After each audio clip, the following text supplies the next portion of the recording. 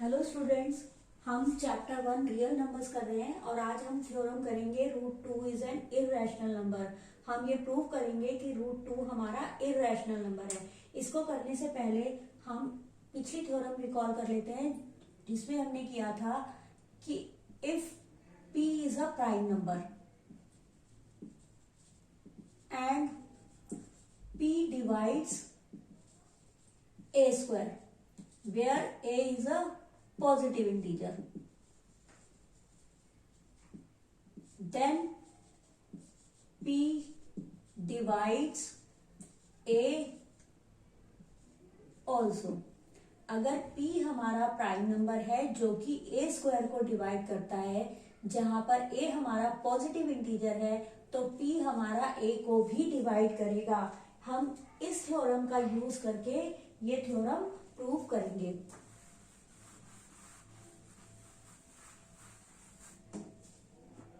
देखिए, इसके लिए कई बार ऐसा होता है हम ऑपोजिट लेकर चलते हैं और हम ये प्रूव करते हैं कि जो हमने लिया था वो गलत था। तो इस तरह से करके हम ये थ्योरम प्रूव करेंगे। हम क्या करेंगे, देखिए आपको पता है जो हमारे नंबर्स होते हैं वो या तो हमारे रैशनल होते हैं, ठीक है, या हमारे इर्रेशनल होते हैं। तो हम क्या करेंगे, हमें प्रूव करना है रूट टू इर्रेशनल है, तो हम ये मान के चलते हैं कि वो रूट टू रैशनल नंबर है। और जब हमारे पास कॉन्ट्राडिक्शन अगर आ जाती है, मतलब हम कहीं गलत पॉइंट पर पहुंच जाते हैं, तो उसका मतलब ये हो जाएगा कि हमने जो अज्यूम किया था कि रैशनल नंबर है वो गलत था, तो हम कह सकते हैं वो इर्रेशनल नंबर होगा। मतलब ये प्रूव करने के लिए हम ये प्रूव करेंगे रूट टू हमारा रैशनल नंबर नहीं है। हम ये प्रूव करेंगे, अगर हमने ये प्रूव कर दिया कि रूट टू हमारा रैशनल नंबर नहीं है, तो इसका मतलब क्या हो जाएगा, रूट टू हमारा इर्रेशनल नंबर है। तो हम इसी तरीके से इसको प्रूव करेंगे। तो देखिए हम क्या करते हैं, हम अज्यूम कर लेते हैं कि रूट टू हमारा रैशनल नंबर है। Let root 2 be a rational number, then we can write root 2 as a upon b, where a and b are integers and a b are co-prime and b not equal to 0।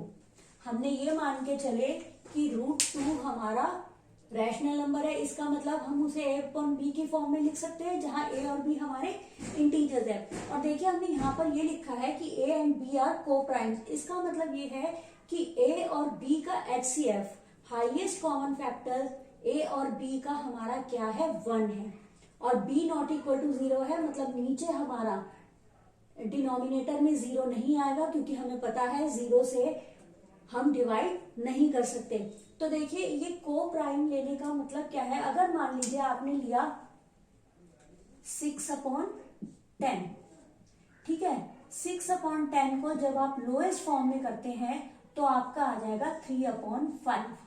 अब यहाँ 3 and 5 जो है वो integers हैं जिनका HCF highest common factor 1 है।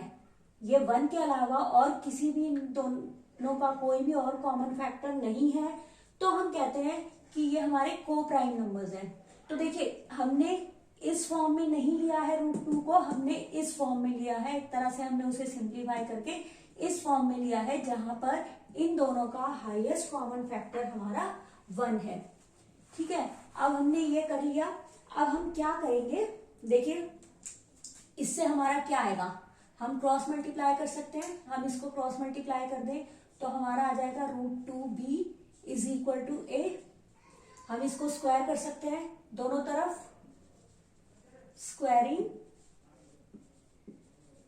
Both the sides, ठीक है। अब हमने स्क्वायर किया तो क्या आ जाएगा, root two b whole square is equal to a square. इसको हम करेंगे तो क्या हो जाएगा, 2 b square is equal to a square. ठीक है, अब देखिए, आप देख सकते हैं 2b square is divisible by 2। ये क्योंकि यहां पर 2 से मल्टीप्लाई हो रहा है, ये जो है यहां पर हमारे पास 2 से मल्टीप्लाई हो रहा है, इसका मतलब ये पूरा हमारा 2 से डिविजिबल है। क्योंकि हमारा 2b स्क्वायर ए स्क्वायर के इक्वल है, तो हम कह सकते हैं therefore A square is divisible by 2। अभी हमने पिछली थ्योरम अभी हमने रिकॉल की थी, उसमें क्या था, if p is a prime number, p divides A square, मतलब 2 प्राइम नंबर है जो ए स्क्वायर को डिवाइड कर रहा है, ए स्क्वायर इज डिविजिबल बाय 2 का मतलब वही हो गया ना कि 2 is a prime number which divides A square. तो क्या होगा, 2 हमारा a को भी डिवाइड करेगा, it means a is also divisible by 2।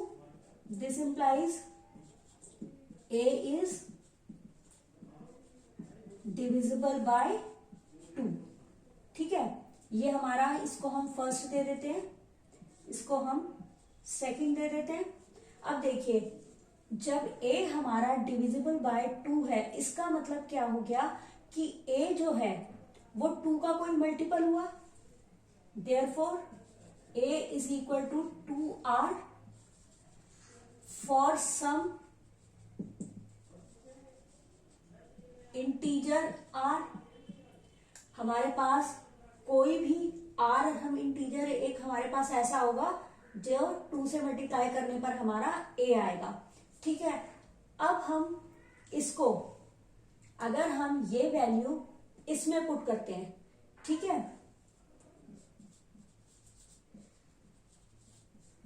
Putting the value of a इन 1, देखिए a की वैल्यू हम इसमें पुट करते हैं तो हमारे पास क्या आएगा, 2b square is equal to 2r whole square.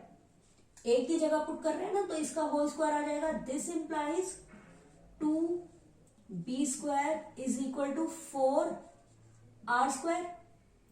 This implies b square is equal to 4r square upon 2।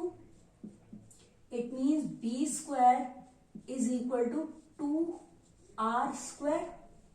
देखिए, जैसे हमने यहां किया था, अब आप इसको देखेंगे तो हम यहां से क्या कह सकते हैं, 2r स्क्वायर इज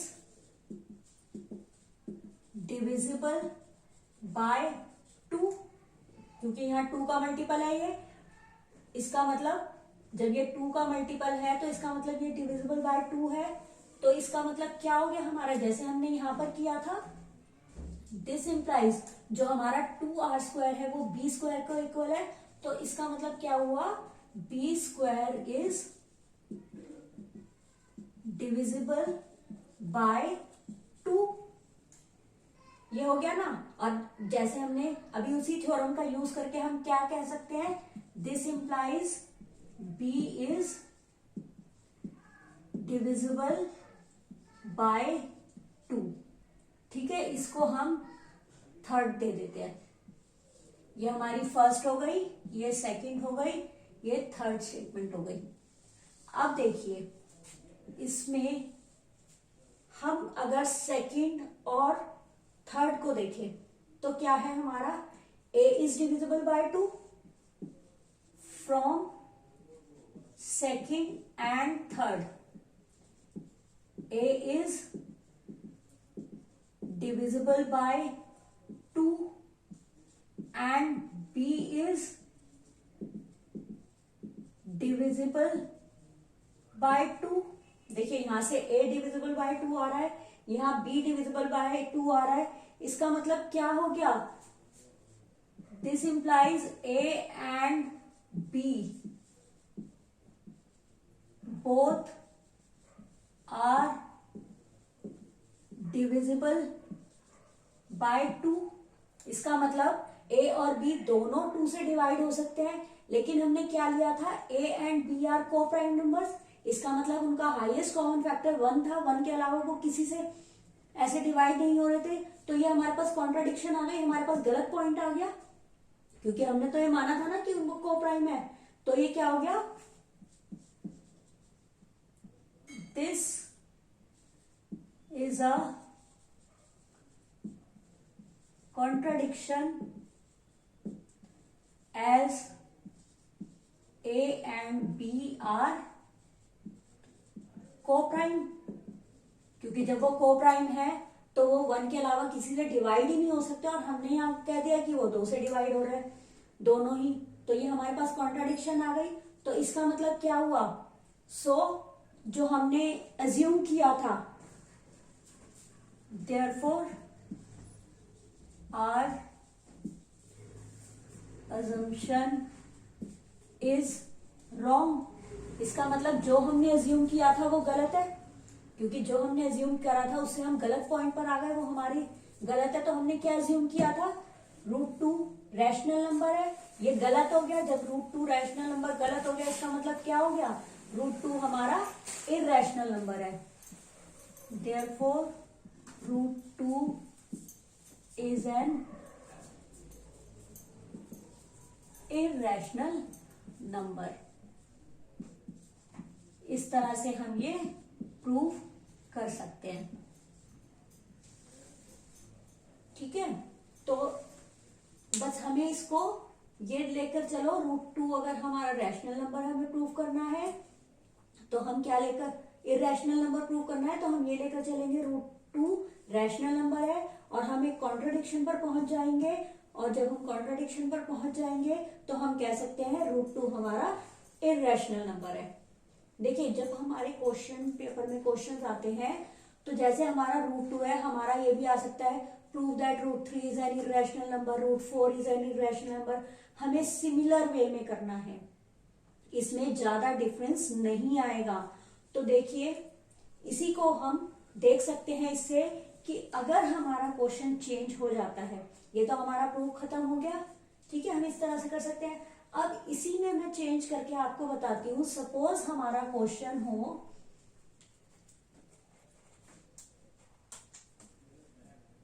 √3,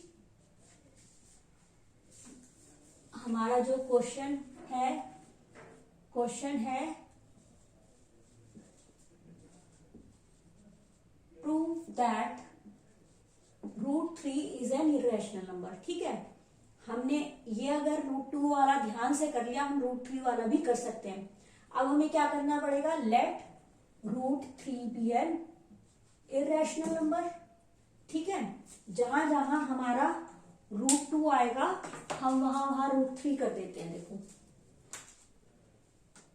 यहाँ √2 था, हमने यहाँ √3 कर दिया, ये हमने चेंज किया। फिर यहाँ √2 था, ये हमने चेंज किया, √3 हो जाएगा। फिर ये चेंज करेंगे, √3 हो जाएगा। अब यहां पर थोड़ा सा हमें ध्यान रखना है, ये यहां पर भी हमारा √3 आएगा।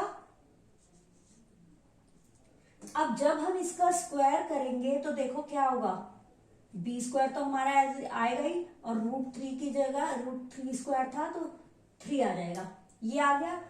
अब यहां से देखो 3b² है, तो हम यहां लिखेंगे 3b²। 3b² is divisible by, अब क्या आना चाहिए, देखो 3 का मल्टीपल है तो क्या आना चाहिए, 3। 3b² is divisible by 3, therefore a², ये a² के इक्वल था ना, a² इज डिविजिबल बाय 3। फिर this implies a is divisible by 3। Therefore देखो, जब 3 से डिविजिबल है तो वो 3 का मल्टीपल होगा, therefore a is equal to 3r। 3r for some integer r। Putting the value of a in first, ये फर्स्ट है ना, क्या हो जाएगा हमारा, देखो यहां पर हमारा 3b² है, तो यहां हम कर देंगे 3b², ठीक है। अब a² है ना, यहाँ पे a हमारा क्या है, 3r, तो ये क्या हो जाएगा, 3r होल स्क्वायर। अब इसको करेंगे ये हो जाएगा 3b² इज इक्वल टू, इसका स्क्वायर करोगे तो क्या हो जाएगा 9r²। तो यहां से b² क्या आ जाएगा हमारा, ये 9 था, 9r² अपॉन ये नीचे चला जाएगा 3, इसको करोगे 3 से काट सकते हैं हम, 3 3 9, तो ये हो जाएगा 3r²। b² is equal to 3r²। देखिए अब यहाँ पर 3r² आया, तो यहाँ पर भी हम 3r² कर देंगे। 3r² is divisible by 3, it means b² is divisible by 3, this implies b is divisible by 3। उसी तरीके से करा ना हमने, ज्यादा चेंज नहीं करा है, हमें थोड़ा सा ही चेंज करना पड़ रहा है। फ्रॉम सेकेंड एंड थर्ड, देखिए सेकेंड और थर्ड से हमारा क्या हुआ, a is divisible by 3 and b is divisible by 3। तो क्या हो जाएगा, a and b both are divisible by 3। This is a contradiction, as a and b are co-prime, therefore our assumption is wrong, therefore √3 is an irrational number। आप देख सकते हैं कि हमें ज्यादा चेंज नहीं करना है √3 के लिए। इसी तरीके से √5 आएगा, वो भी आप प्रूव कर सकते हैं, √7 आएगा, वो भी आप प्रूव कर सकते हैं, जो भी आएगा आप इस तरह से प्रूव कर सकते हैं। और ये बहुत इजी है, एक दो बार प्रैक्टिस करेंगे तो ये इजीली आप कर लेंगे।